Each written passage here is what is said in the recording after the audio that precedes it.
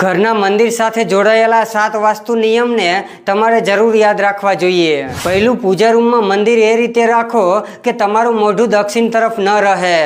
બીજું, એક જ ઘરમાં એકથી વધુ મંદિર ન બનાવો, નહીં તો તમારે માનસિક, શારીરિક અને આર્થિક સમસ્યાનો સામનો કરવો પડી શકે છે। ત્રીજું, મંદિરમાં લાલ, પીળું, લીલું, ગુલાબી રંગનું કપડું ફેરવવું ખૂબ જ શુભ માનવામાં આવે છે।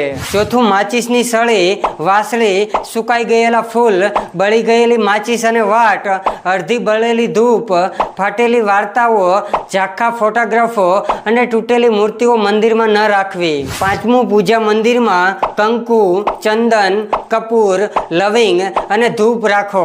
છઠ્ઠું, ઘરમાં મંદિર કે પૂજા રૂમની ઉપર અથવા તો નજીક શૌચાલય ન બનાવવું જોઈએ। અને સાતમું, ધ્યાન રાખો કે ઘરમાં જ્યાં મંદિર હોય ત્યાં પગ રાખીને ન સૂવું જોઈએ। જય માતા।